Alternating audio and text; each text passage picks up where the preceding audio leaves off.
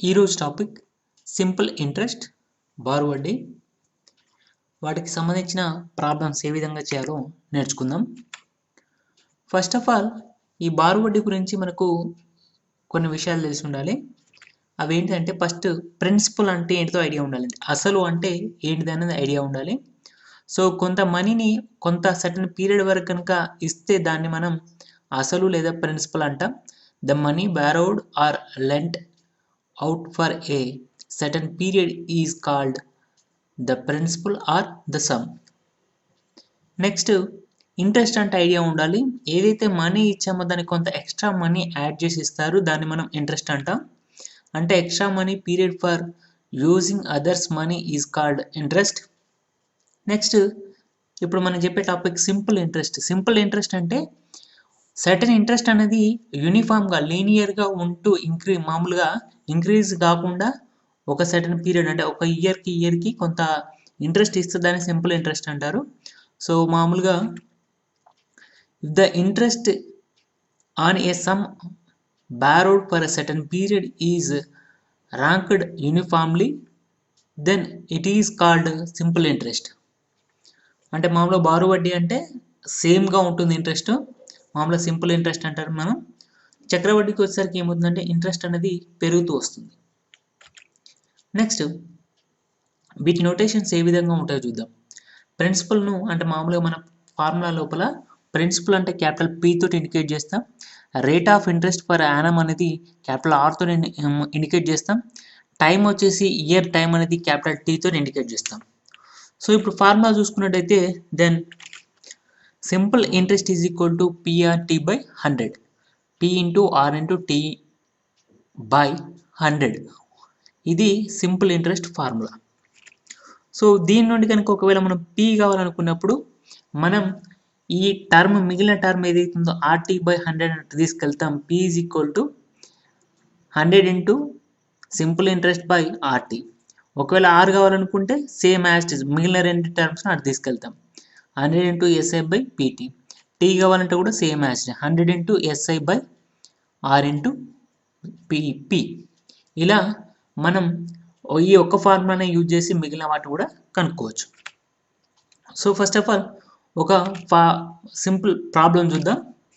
So find the simple interest on rupees 68,000 at 16.2/3% per annum for 9 months. ఏమంటున్నానంటే మామూలుగా 68,000 రూపాయలు interest ఇక్కడ ఎంత ఇస్తుందంటే 16.2/3%, 9 నెలలకు కనుక ఇస్తే సింపుల్ ఇంట్రెస్ట్ అంటే మామూలుగా బారు వడ్డీ ఎంత అని అడుగుతున్నాడు. సో మనకు ఇక్కడ చూసుకున్నట్టయితే చూడండి, పి అంటే అసలు వచ్చేసి మనకి ఎంత ఉందంటే 68,000 ఉంది.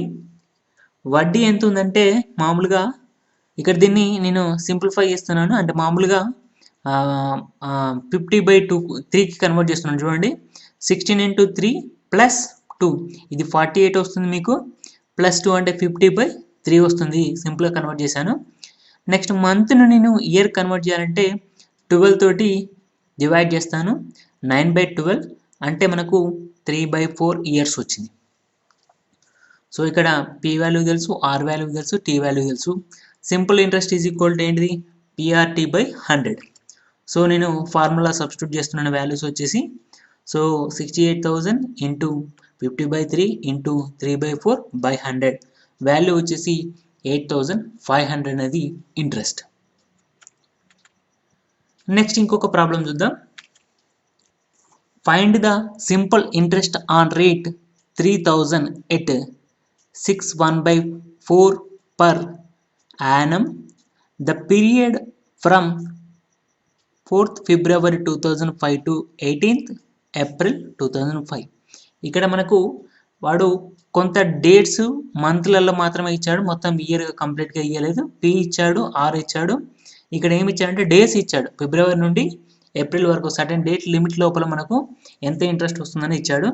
సో ఫస్ట్ మనం టీ వాల్యూ ఫైండ్ అవుట్ చేద్దాం. దీని లోపల టీ వాల్యూ ఎలా ఫైండ్ అవుట్ చేస్తున్నాడు చూడండి. ఇక్కడ February 4th అంటే మిగిలిపోయిన రోజులు 24, ఎందుకంటే ఇది లిప్ ఇయర్ కాదు కాబట్టి 2005 అనేది, ప్లస్ నెక్స్ట్ మంత్ లోపల 31, మార్చ్ లోపల, ఏప్రిల్ లోపల 18 days కాబట్టి 18 days, మొత్తం డేస్ వచ్చేసి 73, ఈ 73 డేను మామూలుగా ఇయర్ లోపల ఎంత వాల్యూ ఉంటుందని కౌంట్ చేయాలంటే 73/365 అంటే 1/5 ఇయర్లో 5వ మంత్ 73 కాబట్టి సో ఆ వాల్యూ వేసాను అంటే టీ వాల్యూ ఫైండ్ అవుట్ చేశాను క్యాపిటల్ టీ.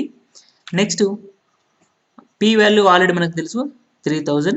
ఆర్ వాల్యూ వచ్చేసి 1/4 కాబట్టి దీన్ని మామూలుగా నార్మల్ భిన్నలా కన్వర్ట్ చేస్తున్నాను. So 6 4 24 plus 1 25/4. So R value తెలుసు, పీ వాల్యూ తెలుసు, టీ వాల్యూ తెలుసు. ఇప్పుడు డైరెక్ట్ సబ్స్టిట్యూట్ చేస్తున్నాను. ఎస్ఐ ఈజ్ ఈక్వల్ టు మనకు 3000 ఇంటూ 25/4 ఇంటూ 1/5/100. సో వాల్యూ వచ్చేసి 37.50 పైసా. ఇది మామూలుగా డేస్ ఇచ్చినప్పుడు. నెక్స్ట్ ఇంకొక problem same as it is. A sum at simple interest at 13/1/2 per annum amount rupees 2500 to 0.50 paisa after 4 years. Find the sum. ఇక్కడ ఏమంటున్నా అంటే మొత్తం వాల్యూ ఇచ్చాడు, నెట్ అమౌంట్ ఇచ్చిండు. సో ప్రైమ్ అంటే పీ వాల్యూ కనుక్కోమని చెప్తున్నాడు. ఇక్కడ టీ ఇచ్చాడు. సో మొత్తం ఇంట్రెస్ట్ ప్లస్ మామూలు అసలు రెండు కలిపితే వచ్చే వాల్యూ ఏంటంటే 2500 ₹2.50 అని చెప్పాడు. సో ఇయర్స్ వచ్చేసి 4 years అని చెప్పాడు. మనం కనుక్కోవాల్సిన వాల్యూ పీ కనుక్కోవాలి. సో లెట్స్ కనుక్కోవాల్సింది ఏంటిది, పీ వాల్యూ కనుక్కోవాలి. దాని capital T P as it ఈస్గా ఉంచాను. సో ఫార్ములా సబ్స్టిట్యూట్ చేస్తున్నాను. So SI is equal to P into అంటే మామూలుగా simple interest is equal P into R into టీ/100. సో వాల్యూ వచ్చేసి అవన్నీ సబ్స్టిట్యూట్ చేస్తే ఇది ఎలా సబ్స్టిట్యూట్ చేస్తాం, 13 × 2 26 ప్లస్ 1 27/2 రాశాను. యాజ్ ఇట్ ఈస్ 4 years రాశాను. సో దాని వాల్యూ వచ్చేసి మొత్తం కనుక ఇంటూ చేస్తే 27p/50 వచ్చింది. సో నెక్స్ట్ ఇక్కడ చూడండి, మొత్తం అమౌంట్ కనుక చూసుకున్నట్టయితే మామూలుగా వచ్చిన వాల్యూ ప్లస్ ఏది అసలు వాల్యూ, ఇంట్రెస్ట్ ప్లస్ అసలు తీసుకుంటే మొత్తం వాల్యూ వస్తుంది. సో దాని వాల్యూ కనుక చూసుకున్నట్టయితే p + 27p/50 is equal to so ఎంత వస్తుంది 57p/50. దీన్ని మామూలుగా దీంతో ఇంటూ చేస్తాను. సో 50p + 27p 77p/50 వచ్చింది. సో దీని వాల్యూ మనకు ఆల్రెడీ ఇచ్చాడు. ఏమని ఇచ్చాడు, 77p/50 ఈజ్ ఈక్వల్ ఇక్కడ ఇచ్చాడు. అంటే మొత్తం వాల్యూ ఇచ్చాడు. అంటే దీని వాల్యూ ఈజ్ ఈక్వల్ ఇదేనప్పుడు then P value is equal ఏమవుతుంది అంటే మామూలుగా దీన్ని ఇటు సైడ్ తీసుకురండి. సో ఈ 50 ఇంటూ అవుతుంది బై 77 అవుతుంది. అంటే 2502 ₹50 ఇంటూ 50/77 ఈక్వల్ టు 1625 రూపీస్ అయింది. అంటే మామూలుగా వచ్చిన అసలు ఎంత అంటే 1625 అనేది అసలు. అంటే మనకు వచ్చిన ఆన్సర్ సమ్ అనేది ఏంటిది, sum R P is equal to 1625.